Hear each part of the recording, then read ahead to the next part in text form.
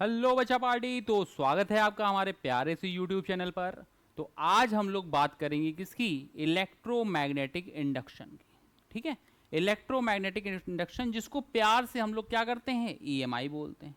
ठीक है, ईएमआई भरते भरते पूरी जिंदगी बीत जाती है नॉर्मल आदमी की, है ना। जैसे ही कमाना चालू करोगे तो तुम्हारे सिर पे किसका बोझ आ जाएगा? ईएमआई का। जब तक नहीं कमाओगे, जब तक सिलेक्शन नहीं होता है, तब तक तुम्हारे सिर पे किसका बोझ होगा? इस वाली ईएमआई का होगा। तुम्हारे मम्मी पापा के ऊपर कौन से ईएमआई का होगा? बैंक की ईएमआई का होगा। तो टाइम वेस्ट बिल्कुल भी नहीं करना है, कॉपी पेन निकाल लीजिए और लिखिए प्यारा सा चैप्टर हमारा कौन सा है? इलेक्ट्रोमैग्नेटिक इंडक्शन, जिसको कि हम लोग बोलते हैं ईएमआई। पूरा घर ईएमआई पे चल रहा होता है लोगों का। तो पूरा घर अगर ईएमआई पे नहीं चलाना है तो अभी तैयारी कर लो। अभी ये वाली ईएमआई सही से भर लोगे तो पूरी ज़िंदगी की ईएमआई कटती चली जाएगी। नहीं भरोगे तो कोई नॉर्मल कॉलेज में होगा, सिलेक्शन होता नहीं है, प्लेसमेंट होगी नहीं, तो फिर वही बैंक के भरोसे बैठे रहोगे। ठीक है, चलो बहुत बढ़िया। कॉपी पेन निकाल लीजिए, लिखिए इलेक्ट्रोमैग्नेटिक इंडक्शन। अब इलेक्ट्रोमैग्नेटिक इंडक्शन में सबसे पहले पॉइंट हमें समझना पड़ेगा कि मैग्नेटिक फ्लक्स क्या होता है।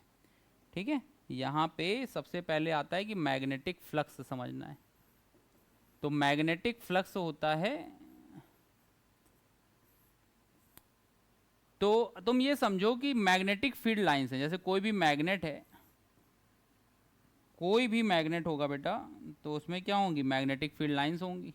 तो हमने कह दिया यहाँ पर नॉर्थ है और ये साउथ है, तो यहाँ से मैग्नेटिक फील्ड लाइंस निकल रही हैं। इतना तो पता ही है तुम लोगों को।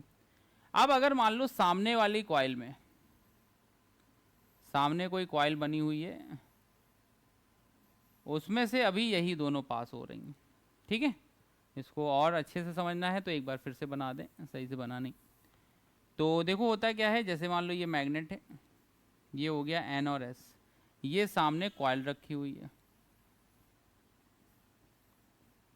तो यहां से मान लो दो करंट ये पास हो रही हैं। टोटल 4 मैग्नेटिक फील्ड लाइंस निकल रही थी। ध्यान से समझना बेटा, टोटल 4 मैग्नेटिक फील्ड लाइंस निकल रही थी, लेकिन कॉइल से कितनी पास हो रही हैं? कॉइल से अभी 2 ही पास हो रही हैं। तो अब अगर हम मैग्नेट को मूव करते हैं, हमने क्या किया? मैग्नेट को मूव किया। तो मैग्नेट को मूव किया तो अब जो चारों थी वो इसी से पास हो गई। अब जो चारों थी वो क्या हो गई? उसी कॉइल से पास होने लगी। तो बताओ अब कॉइल से कितनी पास हो रही हैं? 4 पास हो रही हैं। तो number of magnetic field lines passing through any closed surface, passing through any closed surface is called electromagnetic induction. तो ये पूरा फिनोमिना हो गया जब चेंज होता है, वो कहलाती है मैग्नेटिक फ्लक्स। तो मैग्नेटिक फ्लक्स समझ में आया? जितनी भी number of magnetic field lines pass होंगी किससे? एक क्लोज सरफेस से, वो हमारा क्या कहलाएगा? मैग्नेटिक फ्लक्स कहलाएगा। अच्छा, जब मैग्नेटिक फ्लक्स में चेंज होता है, अब इसको हम लोग ईएमआई से समझते हैं कि अगर हम मैग्नेट को या कॉइल को मूव कराते हैं, ठीक है, मैग्नेट या कॉइल को हम लोग क्या करते हैं? मूव कराते हैं, तो वहां पर मैग्नेटिक फ्लक्स जो होता है वो चेंज होता है। और मैग्नेटिक फ्लक्स जब चेंज होता है तो वहां पर क्या हो जाता है? एक इंड्यूस्ड ईएमएफ आ जाता है। इंड्यूस्ड क्या आता है? ईएमएफ आता है। और अगर ईएमएफ इंड्यूस्ड हुआ है और अगर हमारा सर्किट क्या है? क्लोज्ड है, तब वहां पर एक क्या आ जाती है? इंड्यूस्ड करंट आ जाती। और इस पूरे फिनोमिना को ही हम लोग क्या बोलते हैं? ईएमआई बोलते हैं। ठीक है ना। तो ये हमारा फिनोमिना क्या कहलाता है? ईएमआई का कहलाता है। समझो ध्यान से, अगर हम मैग्नेट को या कॉइल को मूव कराते हैं तो मैग्नेटिक फ्लक्स चेंज होता है। मैग्नेटिक फ्लक्स चेंज होता है तो वहां पर क्या इंड्यूस हो जाता है? ईएमएफ इंड्यूस्ड हो जाता है। और अगर हमारा सर्किट क्लोज्ड है तो वहां पर कौन सी करंट आ जाती है? इंड्यूस्ड करंट आ जाती है। एक एक बात समझ में आ रही बेटा? एक एक बात समझ में आ रही है? तो अब देखते हैं आगे। अब बात आई कि भाई सारी की सारी डिपेंडेंसी कौन सी है? मैग्नेटिक फ्लक्स पे है। तो फाई का फॉर्मूला क्या होता है? फाई का फॉर्मूला हो गया बी ए कॉस थीटा। और हमें पता है कि फाई पे तो है ही है, फाई चेंज हो जाए उस पे सारी की सारी डिपेंडेंसी, तो हमें चेंज कराना है। तो चेंज कराना है तो डेल्टा फाई में बताओ कैसे चेंज हो सकता है। या तो हम बी में चेंज कर दें, या हम क्या करें एरिया में चेंज कर दें, या हम क्या करें कॉस थीटा में चेंज कर दें। ठीक है, इन्हीं में तो चेंज कर सकते हैं। तो कॉस थीटा में चेंज कर दें, तो बी में जब चेंज करोगे तो डेल्टा फाई ए कॉस थीटा बाहर निकाल लेना, डेल्टा बी हो जाएगा। ए में जब चेंज करोगे तो delta phi B cos theta बाहर निकाल लेना, ये हो जाएगा डेल्टा ए। कॉस थीटा में जब चेंज करना है तो डेल्टा फाई इक्वल टू आ जाएगा बी ए कॉस थीटा में चेंज, मतलब cos theta 2 minus cos theta 1। ये हमारा किस में आ जाएगा कॉस थीटा में चेंज आ जाएगा। एक एक करते हुए सारी की सारी हम लोग पॉसिबिलिटी देख लेंगे। अब वहां से ईएमएफ का फॉर्मूला आया, फैराडे लॉ की बात करते हैं यहीं पर। तो फैराडे ने ये जो लॉ दिया था इसके हिसाब से इसकी वैल्यू होगी कितनी, वो होगी minus N delta phi upon delta T. ये हमारा कहलाता है इंड्यूस्ड ईएमएफ का फॉर्मूला। माइनस क्यों लगाया जाता है, माइनस को थोड़ा सा बोल्ड कर दिया जाए। ये माइनस बताता है लेंज लॉ से। लेंज लॉ बताता है कि जिसकी वजह से प्रोड्यूस हुई है उसी का क्या करेगी, अपोज करेगी। जैसे मान लो कि हमने तुमको फिजिक्स पढ़ाई, ठीक है, और तुम मेरे ही कमेंट सेक्शन में आकर के हमें ही बताने लगे कि नहीं नहीं सर आपने तो गलत पढ़ाई थी, ये तो गलत है ना। तो ये नहीं होना चाहिए। कमेंट सेक्शन में आकर के अगर तुम्हें कहीं पे लगता है तो वो बुराई करो, लेकिन ये नहीं फालतू की बुराई करे पड़े। अपनी कोचिंग अगर तुमने मेरे बगल में खोल दी है, जैसे मान लो कि मेरी क्लास चल रही है, तुमने बगल में मेरी कोचिंग खोल दी और फिर अपने बच्चों से तुम कहोगे नहीं याले सर गंदा पढ़ाते हैं, खराब पढ़ाते हैं, हर करे झूठ पढ़ाते हैं, फरेब पढ़ाते हैं, सब बर्बाद कर दिए हैं बच्चों को, ये सब तो वो सब नहीं चलेगा बेटा। तो ई की वैल्यू आ गई minus N delta phi by delta T. Clear है बेटा इतना। लेंज लॉ ने क्या बताया था भैया सुन लो। जैसे मान लो कि यहाँ पर ये नॉर्थ है ये साउथ है, क्वाइल चुपचाप यहाँ पे रखी हुई थी। अगर हम नॉर्थ को पास लेके जा रहे हैं तो हम नॉर्थ को और पास ले आए। आप देखो क्वाइल से एकदम सट गया ना ये, तो यहां पर क्या होगा ईएमएफ इंड्यूस्ड हो जाएगा ना।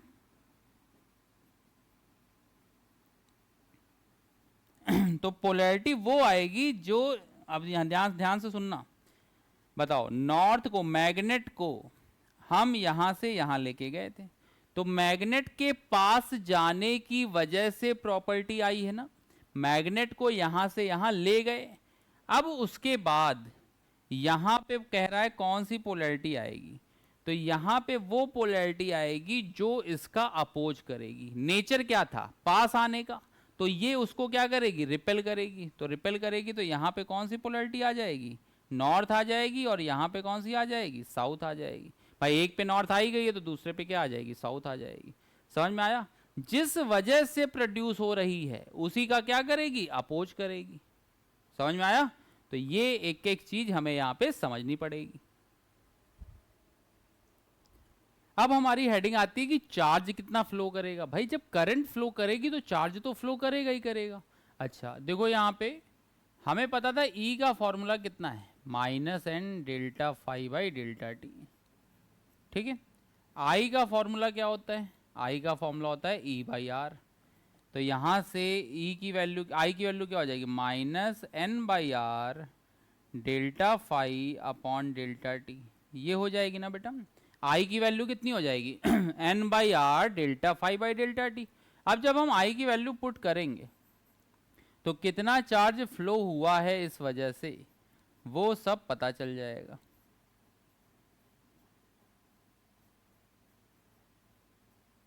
तो डेल्टा टी से डेल्टा टी गया तो Q की वैल्यू आ गई minus N by R delta phi. ये हमारा Q का फॉर्मूला हो जाएगा, कितना चार्ज फ्लो कर रहा है। ठीक है ना, नोट कर लो बेटा इतना।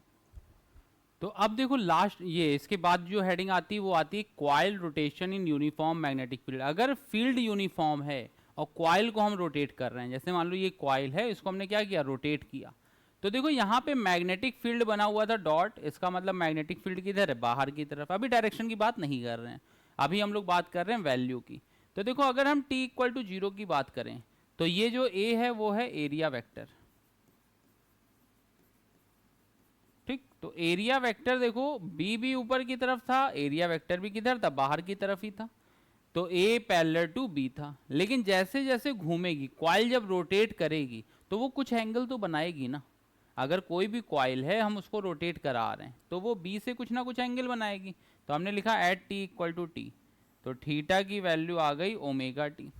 अब यहाँ से देखो जब करेंगे तो ये आएगा E equal to minus D phi by D T, ये फॉर्मूला होता है।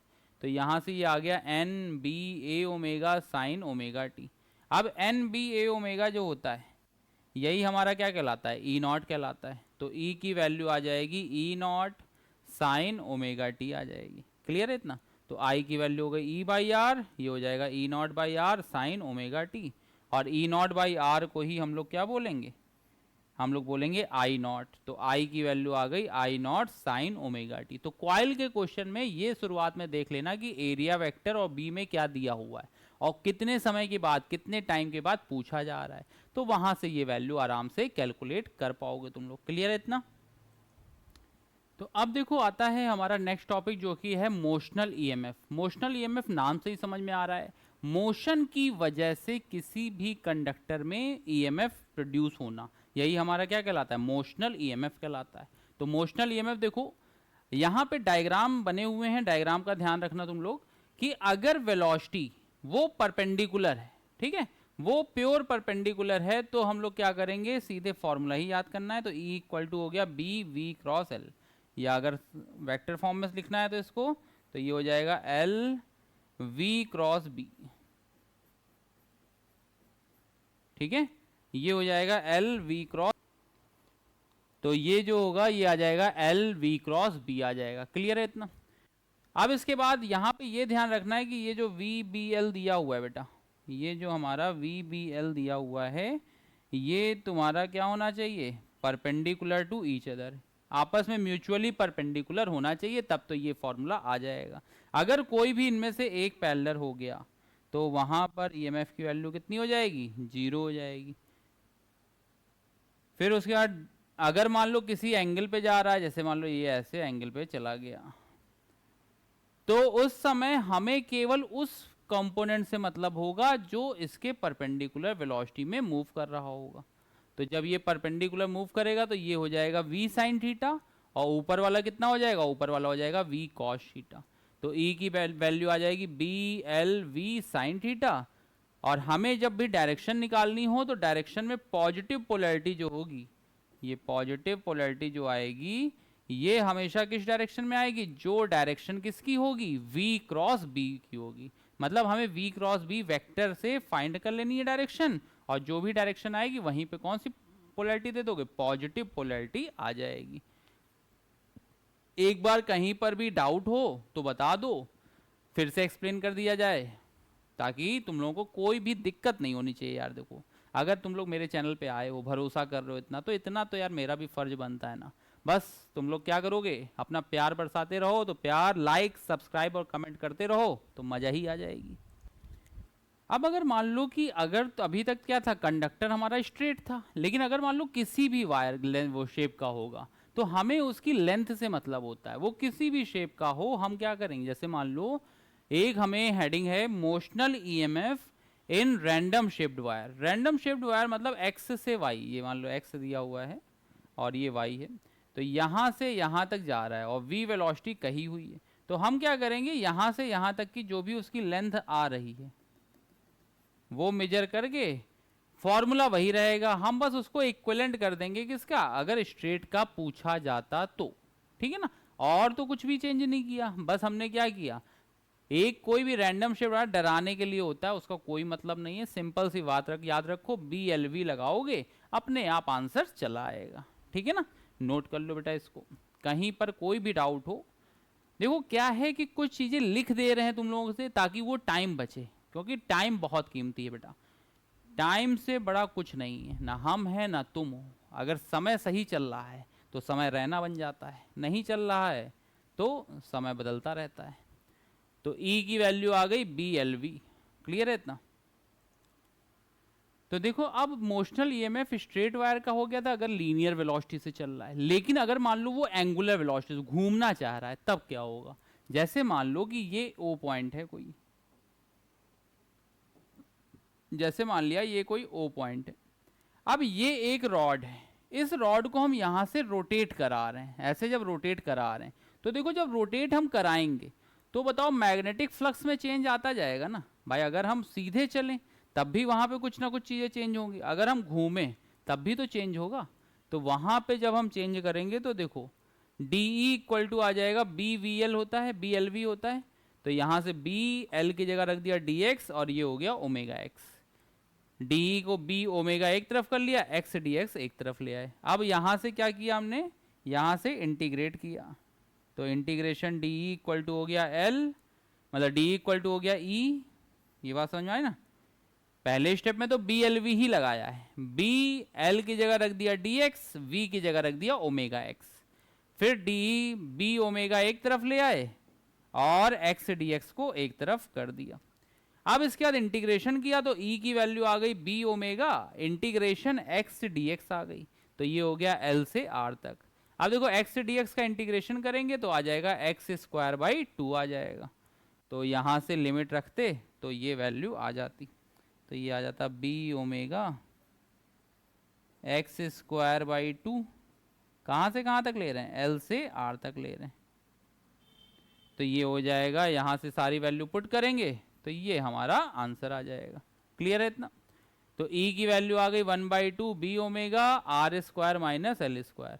अब अगर L की वैल्यू 0 होगी तो E की वैल्यू हो जाएगी 1/2 B ओमेगा R स्क्वायर, और अगर हमें यहाँ से, यही तुम लोगों के बोर्ड में फॉर्मूला है, B ओमेगा R स्क्वायर या L स्क्वायर करके लिखा रहता है, ठीक है। अब इसमें ये ध्यान दो कि हाइयर पोटेंशियल कौन सा होगा, तो जो भी पॉइंट घूमने वाले जगह के पास होता है वहां पे पोटेंशियल क्या होता है, हाई होता है, तो ये वैल्यू इतनी हो जाएगी। समझ में आया इतना?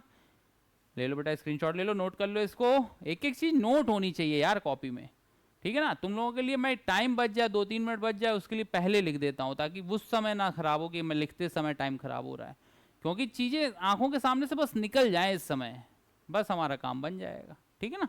नोट कर लो इतना।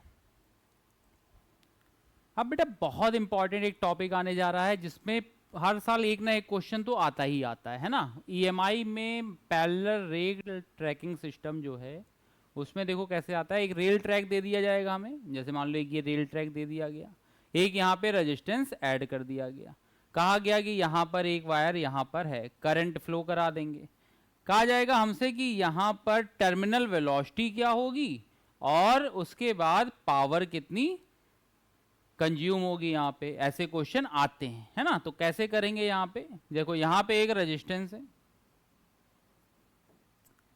यहाँ पे एक ये रेजिस्टेंस दिया हुआ है कैपिटल R, यहाँ पे ये I है और ये B मैग्नेटिक फील्ड दिया हुआ था। तो तुम्हें पता है कि मैग्नेटिक का फॉर्मूला ILB होता है, I का फॉर्मूला क्या होता है E/R, और E का फॉर्मूला मोशन की वजह से कितना होता है BLV होता है। तो हमने यहाँ से देखो सारी वैल्यू पुट कर दी, तो FM की वैल्यू ये आ गई। अब होगा क्या कि FO जो है वो आगे की तरफ लग रहा है और मैग्नेटिक किधर लग रहा है, पीछे की तरफ लग रहा है, तो एक्सेलरेशन जो आएगा वो तुम्हारा कितना आएगा, FO minus FM upon A equal to F net by M होता है ना। A इक्वल टू कितना होता है, एफ नेट अपॉन एम होता है। तो यहां से हम क्या निकालेंगे, फोर्स निकाल लिया। कौन सा फोर्स निकाला, FM निकाल लिया। फिर हमने A की value F0 minus FM upon M रखी। अब यहां से dv बाई dt लिख सकते हैं इसको, और dv को जब हम इंटीग्रेट करेंगे तो हमारी ये वैल्यू आ जाएगी। अगर यहाँ पे इनफाइनाइट पूछा जाएगा, मैक्सिमम मेंस में तो इनफाइनाइट ही पूछा जाता है, तो मेंस में टर्मिनल वेलोसिटी का फॉर्मूला हम सीधे भी याद रहना चाहिए हमको, कितना होता है Vt equal to F0R upon B square into L square. ठीक है, ये होता है किसका, टर्मिनल वेलोसिटी का फॉर्मूला होता है। और जो भी पावर होती है वो सब किसके क्रॉस होगी, वो होगी रेजिस्टेंस के अक्रॉस, तो पावर अक्रॉस आर कितनी आ जाएगी, एफ इंटू वी फॉर्मूला होता है, तो एफ नॉट इंटू वी, जितना भी ये यहाँ से फोर्स लगाएगा वो उसमें पावर के फॉर्म में आर में चला जाएगा। क्लियर है इतना? तो पैरेलल रेल ट्रैक प्रॉब्लम्स में से जो जो चीजें इंपॉर्टेंट हैं वो हमने बता दी तुम्हें। अब इसके जब क्वेश्चन लगाओगे तो और अच्छे से समझ में आएगा। कभी भी देखो पीवाईक्यू लगा रहे हो तो यूट्यूब पर या हमारे चैनल पर अगर भरोसा कर रहे हो तो केवल और केवल आकर के आधे घंटे की क्लास, ये आधे घंटे क्लास एक बार में नहीं बन जाती बेटा, ये जो क्लास होगी ना प्रॉपर ये 2 घंटे की क्लास होती है जो तुम्हें आधे घंटे में डिलीवर की जाती है, क्योंकि उसमें मैं लिखने वाला टाइम जो होता है वो स्किप कर देता हूँ। तुम लोग बहुत ज़्यादा दिमाग लगा रहे हो तो भाई यहाँ पे मैं काफ़ी चीज़ें जो है पहले लिख देता हूँ फिर उसको समझाता हूँ, क्योंकि लिखने में टाइम वेस्ट नहीं जाना चाहिए अगर तुम्हें पता है तो। ठीक है, एक एक स्टेप तुम्हारे सामने आता जाएगा। क्लियर है मेरे बच्चे? हर एक बात क्लियर हो गई? तो ये हो गया पैरेलल रेल ट्रैक प्रॉब्लम हो गई। अब रेल ट्रैकिंग का दूसरा आता है, अधिक पहले वाले में तो रेजिस्टेंस को ऐड किया जाता है, ठीक है, जैसे वाले में रेजिस्टेंस को ऐड किया हुआ था, देखो यहाँ पे क्या था, रेजिस्टेंस था। अब इसी का दूसरा फॉर्मेट आता है जिसमें अब की बार क्या कर देंगे, कैपेसिटर को ऐड करेंगे। तो जब कैपेसिटर को ऐड करते हैं तब ध्यान से सुनो, Q का फॉर्मूला होता है C इंटू वी, है ना, या इसको C इंटू ई लिख दिया। E हमारा क्या बता रहा है यहाँ पे, मोशनल EMF को बता रहा है। ठीक, यहाँ पे भी वही कंडीशन है, एफ नॉट इधर लग रहा है, एफ एम इधर लग रहा है। अब इसके बाद देखो C इंटू ई हो गया, C की जगह C रखा, E की जगह कितना आ गया, BLV आ गया। ये मोशनल EMF का फॉर्मूला है BLV, यहां तक तो पता है सबको ना। अब I की वैल्यू क्या होती है, dq बाई dt होती है, तो I की जगह आ गया dq बाई dt आ गया। फिर उसके बाद dq बाई dt किया तो CBL तो ऐसे ही रहा, ये आ गया dv बाई dt, समझ में आया ना, ये हो गया dv बाई dt हो गया। अब dv बाई dt को हमने क्या बोल दिया, a बोल दिया, जिसको बोलते हैं एक्सेलरेशन। अब F naught minus F M ये किसके इक्वल होता है, ma के इक्वल होता है ना, तो यहाँ से आ जाएगा एफ नॉट, एफ एम की हम वैल्यू पुट कर देंगे तो ये आ गया C B L A into L B equal to M A. Clear है ना? तो यहाँ से a की वैल्यू आ जाएगी F naught upon M plus B square L square C. यहाँ पे तुम ध्यान दो जो a है वो हमारा क्या आ रहा है, कांस्टेंट आ रहा है। ठीक है ना? तो अगर कैपेसिटर का प्रॉब्लम होगा तो इस तरीके से करेंगे, रजिस्टर लगा होगा तो उस तरीके से करेंगे। तो दोनों केस क्लियर हो गए। बहुत ही इंपॉर्टेंट है बेटा ये पैरेलल रेल ट्रैक सिस्टम, इसका क्वेश्चन आता है, बहुत इंपॉर्टेंट है। ठीक है ना? तो इतना करके इसको नोट कर लो। अब बात आती है, देखो अगर इलेक्ट्रिक फील्ड ही हमारी क्या हो जाए, इंड्यूस्ड हो जाए, और वो कैसे इंड्यूस्ड हो रही है, वेरी हो रही है ना, कांस्टेंट नहीं, तब हम लोग कैसे करते हैं? तो वही लिखा हुआ है कि इंड्यूस्ड इलेक्ट्रिक फील्ड, अगर मैग्नेटिक फील्ड हमारी वेरी है तो वहां पे इंड्यूस्ड ईएमएफ आता है, और वहां पर इलेक्ट्रिक फील्ड भी तो इंड्यूस्ड होती होगी। तो जब इलेक्ट्रिक फील्ड हमारी इंड्यूस्ड हो रही है तो उसकी वैल्यू क्या होगी? तो देखो यहाँ पर जैसे हमने कह दिया कि एक क्लोज लूप बना दिया, तो हमने क्या कहा, ई जो होगा वो हमारा किस में होना चाहिए, क्लोज्ड लूप में होना चाहिए। ये बात हमें पता होनी चाहिए। ठीक है? अब इसके बाद देखो, अगर हम छोटी वैल्यू लेंगे, मतलब आर की वैल्यू लेस देन आर लेंगे, तो ई की वैल्यू जो आती है वो आती है R by two D B by D T. ठीक है? D B by D T दोनों में कॉमन है, हमें याद कैसे करना है, यहाँ आर बाई टू होता है और यहाँ पे R square by two R होता है। मतलब यहाँ पे जो वैल्यू आती है वो आती है डायरेक्टली प्रोपोर्शनल टू आर, और यहाँ पे जो आती है वो आती है इनवर्सली प्रोपोर्शनल टू आर। तो इसका देखो जो ग्राफ बनाते हैं हम ई और आर का, तो जब तक ये सरफेस के अंदर रहता है, इनसाइड रहता है, तब तक ये ग्राफ कैसा चलता है, ये ग्राफ चलता है मेरे बच्चे E directly proportional to R, और इधर वाला जो होगा वो कैसे चलेगा, वो चलेगा inversely proportional to R. Clear है इतना? ये फॉर्मूले याद रखने हमको, फॉर्मूले डायरेक्ट आते हैं, ग्राफ भी आ सकता है इसका एमसीक्यू में, तो वहां पे ये सारी चीजें हमें समझनी पड़ेंगी कि ऐसे क्यों बताया जा रहा है। ठीक है ना? चलो बहुत बढ़िया। तो ये अगर तुम सोचो प्रूविंग कराने को, तो प्रूविंग प्रॉपर लेक्चर जो होगा उसमें होगा, यहाँ क्रैश कोर्स टाइप चल रहा है, तो उतनी ही देर में उतने सारे क्वेश्चन करके रखने हैं हमको। क्लियर है ना इतना? तो ये सब है। ई जो होना चाहिए वो क्लोज लूप में होना चाहिए, और जो मेन मेन चीज़ें लिखी हुई हैं कि it is non conservative in nature, ये नॉन कंजर्वेटिव होता है। ठीक है, तो ये सारी चीज़ें यहाँ पे आ गई। तो अब देखो इंडक्टर का एक नया पार्ट आ रहा है जिसमें लिखा हुआ है इंडक्टेंस। ठीक है, इंडक्टेंस जो होते हैं वो दो टाइप के होते हैं, एक होता है सेल्फ इंडक्टेंस और एक होता है म्यूचुअल इंडक्टेंस। तो देखो एक एक करते खत्म करते हैं इसको। सेल्फ इंडक्टेंस में क्या होता है, जैसे तुम्हारे अंदर खुद ही जब कुछ चेंज होते हैं, जैसे मान लो कि अभी डेट शीट आ जाएगी, पेपर आने वाला होगा, तो कल तुम खुद ही इंड्यूस्ड हो चुके होगे, है ना, तुम्हारी खुद ही हालत खराब हो चुकी होती है, तो उसको हम लोग बोलते हैं सेल्फ इंडक्शन। होता क्या है, जब कोई भी हम लोग देखते हैं, जैसे मान लो कल पेपर, तो आज हमारे मन में क्या होगा, खुद ही बुक खोल लें, आज तो मम्मी पापा नहीं डांटेंगे ना, आज तो ऐसा नहीं होगा कि नहीं आकर के हम मोटिवेट करेंगे तुम्हें। तो ये जो क्लासें हो रही हैं ये मोटिवेशन के लिए नहीं हो रही हैं, तभी देखो यहाँ पे 30-30 मिनट में चैप्टर खत्म हो रहा है। नहीं तो दुनिया के जितने भी यूट्यूबर हैं ना, सब के सब फर्जी की आधे घंटे की मोटिवेशन वीडियो देते हैं, तुम उसको देखते हो और उसके बाद जो काम की वीडियो होती है उसको तुम लोग देख ही नहीं पाते हो। तो मोटिवेशन हो चुके हो यार, सामने रिजल्ट दिख रहा है, टारगेट दिख रहा है, अब भी मोटिवेशन की जरूरत है तो बेकार है, फिर मोटिवेशन हर समय नहीं चलता है, ठीक है ना। तो देखो यहाँ पे लिखा हुआ है सेल्फ इंडक्शन की बात करें तो self flux linkage due to own I, अपनी ही करंट की वजह से जो क्या होता है, फ्लक्स चेंज होता है। तो यहाँ पे आ जाएगा 5 प्रोपोर्शनल टू आई, प्रोपोर्शनलिटी हटेगा तो एल लगेगा, ये कहलाता है कोफिशिएंट ऑफ सेल्फ इंडक्शन। ठीक है, कोफिशिएंट ऑफ सेल्फ इंडक्शन कहलाता है। फिर यहां से ई का फॉर्मूला ये होता ही है, तो एक नया फॉर्मूला ये तैयार हो गया। यही अगर सोलेनॉइड के केस में होगा तो एल की वैल्यू क्या होती है, mu naught N square upon L into A होती है। ये समझ में आया। अगर अपनी ही वजह से फ्लक्स लिंक हो रहा है, लीकेज हो रहा है, तो उसको हम लोग बोलते हैं सेल्फ इंडक्शन। म्यूचुअल इंडक्शन क्या होता है, जैसे तुम लोग साल भर बगल वाले को देख करके अगर टेस्ट देते हो, उसके टेस्ट में ज्यादा आ गए तो मैं मेहनत करूंगा, तो ये क्या है, ये है म्यूचुअल इंडक्शन। किसी दूसरे के इफेक्ट को देखते हुए हमारे अंदर क्या आ जाए, चेंज आ जाए, तो उसको हम लोग क्या बोलते हैं, म्यूचुअल इंडक्शन बोलते हैं। तो देखो यहाँ पे I1 हुआ तो इसने बगल वाले पे अपना क्या कर दिया, इफेक्ट दिखा दिया, तो φ2 प्रोपोर्शनल टू I1 हो गया, φ2 की वैल्यू आ गई MI1। M जो होता है ये कहलाता है coefficient of mutual induction, coefficient of mutual induction. ठीक है, दोनों की जो यूनिट होगी वो हो जाएगी हेनरी, हेनरी यूनिट हो जाएगी इसकी।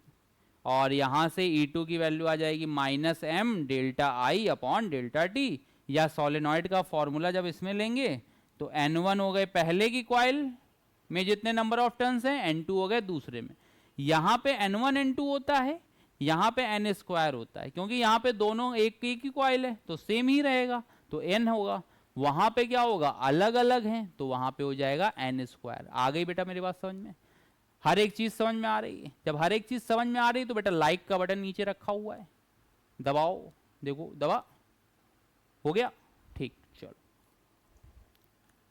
अब बात आती है कि अगर इंडक्टर में करंट की डायरेक्शन दी हुई है ठीक है, या करंट की वैल्यू दी हुई है, तब हम लोग कंडक्टर को, इंडक्टर को कैसे बैटरी की पोलैरिटी दे सकते हैं, ये देखिए। अब आप लोग जैसे मान लो कहा गया है कि अगर ये इंडक्टर है और करंट जा रही है और करंट हमारी कांस्टेंट है, यहाँ पे बात ध्यान रखना, करंट हमारी कैसी है, कांस्टेंट है, ठीक है, तो फिर कोई दिक्कत नहीं है, एक्स वाई नॉर्मल ऐसे ही बना लोगे, कोई भी पोलैरिटी नहीं आती है। इंडक्टर तभी आता है जब करंट का फ्लक्चुएशन होता है।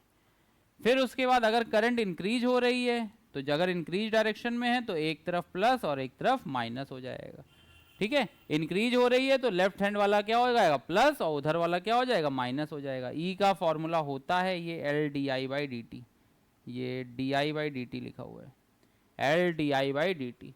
अगर डिक्रीज हो रही है, ये जो करंट है ये क्या हो रही है, डिक्रीज हो रही है, तो जो ईएमएफ आएगा उसकी डायरेक्शन क्या हो जाएगी, रिवर्स हो जाएगी, माइनस से प्लस की तरफ चलेगा। क्लियर है इतना।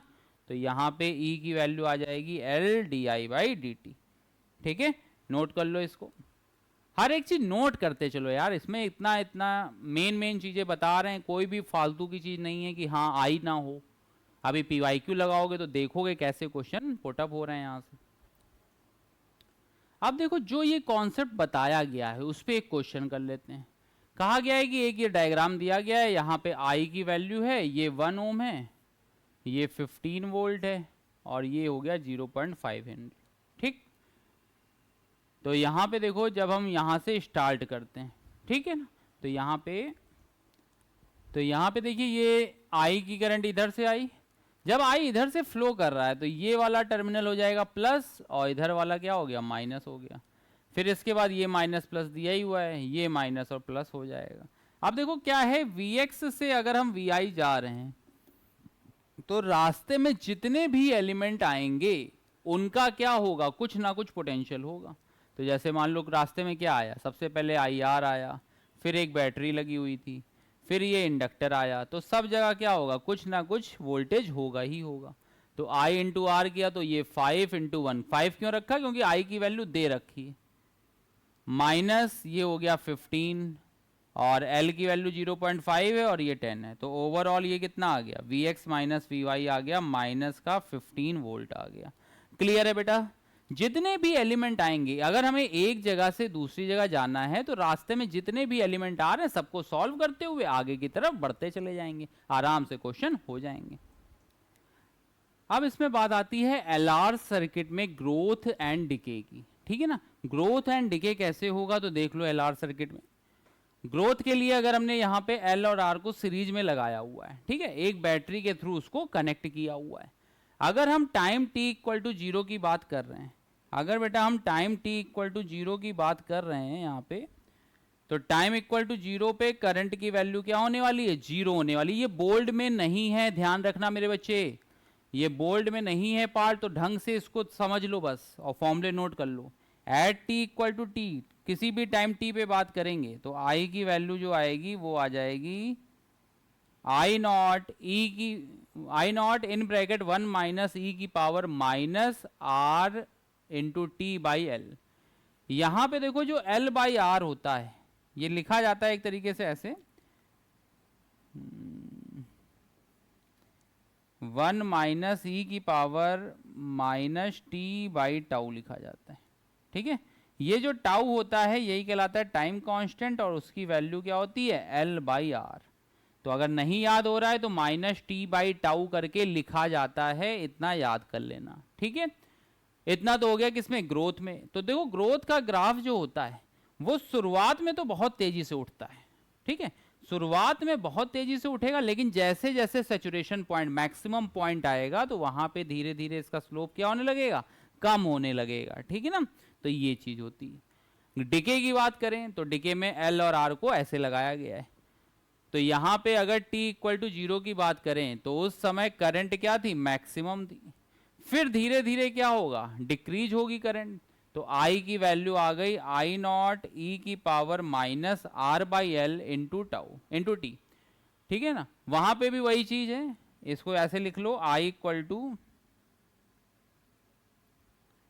इसको ऐसे लिख लो, I equal to I naught E की power minus T upon tau.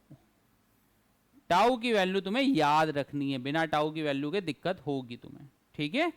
तो यहां तक ये वैल्यू समझ में आ गई। इसका जो ग्राफ होता है वो शुरुआत में बहुत तेजी से नीचे गिरेगा, फिर एक लिमिट के बाद आकर के, क्योंकि एक्सपोनेंशियल है ना, तो एक्सपोनेंशियल के जो ग्राफ बनते हैं वैसे ही ग्राफ जाएंगे इसके। क्लियर है बेटा, कहीं कोई डाउट, कहीं कोई डाउट तो नहीं है।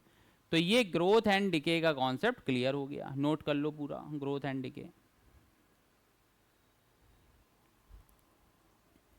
अब इसके बाद एक एनर्जी स्टोर्ड का फॉर्मूला आता है कि एनर्जी स्टोर्ड कितनी होगी किसी भी इंडक्टर के अंदर। तो यहां पे देखो, अगर कोई भी इंडक्टर है जिसका सेल्फ इंडक्टेंस हमें दिया हुआ है, करंट I फ्लो कर रही है, तो जो भी मैग्नेटिक एनर्जी होगी वो किसके इक्वल होगी, 1/2 LI स्क्वायर, ठीक है। सेम वैसे ही होगी जैसे उन सब में भी स्टोर होती थी, ठीक है ना, हाफ इक्वल टू, तो वही एनर्जी यहां पर भी स्टोर होगी। क्लियर है इतना। अब इसके बाद देखो कि अगर L दिया है किसी सर्किट के बीच में, है ना, और उसको हमें सॉल्व करना है, तो वहां पे टाइम, इनिशियल टाइम में और फाइनल टाइम में क्या क्या डिफरेंस आता है। जैसे मान लो कभी भी इंडक्टर दे दिया गया है, तो स्टार्टिंग टाइम में तो वो as a open circuit behave करता है, मतलब इंडक्टर वाला पार्ट हम लोग हटा सकते हैं। दूसरे वाले पार्ट में क्या करता है, वो एज अ प्लेन वायर करता है। कब? जब इनफाइनाइट टाइम, मतलब सैचुरेट हो चुका हो। ठीक है, अब इसी पर एक क्वेश्चन कर लेते हैं तो तुम्हें और अच्छे से समझ में आ जाएगा। तो जैसे मान लो एक ये क्वेश्चन बना हुआ है, कहा गया है कि 5 ओम है, ये 10 ओम है, 10 ओम के साथ एक एल लगा हुआ है और 10 वोल्ट की बैटरी है। हमसे अगर टाइम इक्वल टू 0 पे पूछा जाएगा, तो टाइम इक्वल टू 0 पे हमें पता है कि ये किसकी तरह बिहेव करेगा, as a open circuit behave करेगा ना। तो इसकी जगह ये बन गया। ये चीज समझ में आ रही है?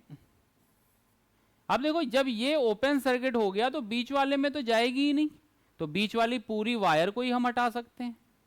तो जब बीच वाली पूरी वायर को हम हटा देंगे तो ये डायग्राम बनेगा। तो ये हो गया 10, ये हो गया 5। तो यहां से हम I की वैल्यू निकाल सकते हैं। तो 10/5 मतलब कितना आ जाएगा, 2 एम्पियर आ जाएगा। क्लियर है बेटा? कहीं कोई डाउट तो नहीं है? चलो, अगर हम यहां पर t इक्वल टू 0 पे पूछा था तो आराम से कर ले गए, उसको ओपन सर्किट बना दिया। अब अगर मान लो t इक्वल टू इनफाइनाइट पे पूछता कि सैचुरेट होने के बाद कितना है, तो यही जो ओपन इंडक्टर है ये क्या हो जाएगा, एज अ प्लेन वायर बन जाएगी। तो एक 5, ये 10 और इधर से ये तुम्हारी 10 वोल्ट की बैटरी हो गई। तो 5 और 10 इसका इक्विवेलेंट तुम्हारा कितना आ जाएगा, 5 × 10/5 + 10। तो ये आ गया 50/15, या और कट करें तो 5 × 3, तो ये 10/3 ओम का आ जाएगा। और ये हो गई 10 वोल्ट की बैटरी। तो यहाँ से V = IR करके हम कैलकुलेट कर सकते हैं ना। तो V/R, तो I की वैल्यू कितनी हो जाएगी, 3 एम्पियर आ जाएगी। समझ में आया? क्वेश्चन बहुत ही प्यार से आएंगे। अगर कॉन्सेप्ट तुम्हारे पक्के हो गए ना बेटा, तो क्वेश्चन फिजिक्स में ऐसे निकलते हैं। मेंस के क्वेश्चन तो निकलेंगे ही निकलेंगे। एडवांस की बात नहीं कर रहा हूं मैं, मेंस निकाल लूं। पहले मेंस तो निकालो, फाइट तो वहां पे करोगे ना जो बोल्ड वाले बच्चे हो, है ना, जिन्होंने साल भर नहीं की है कोचिंग। वो एडवांस के बारे में कैसे सोच सकते हो? पाप है सोचना तुम्हारा यार, ऐसे थोड़ी ना सोचने से होता है कुछ। तो यहां से ये वैल्यू, I की वैल्यू और ये वैल्यू आराम से आ जाएंगी। क्लियर है इतना? तो EMI का पार्ट पूरा कंप्लीट हो चुका है।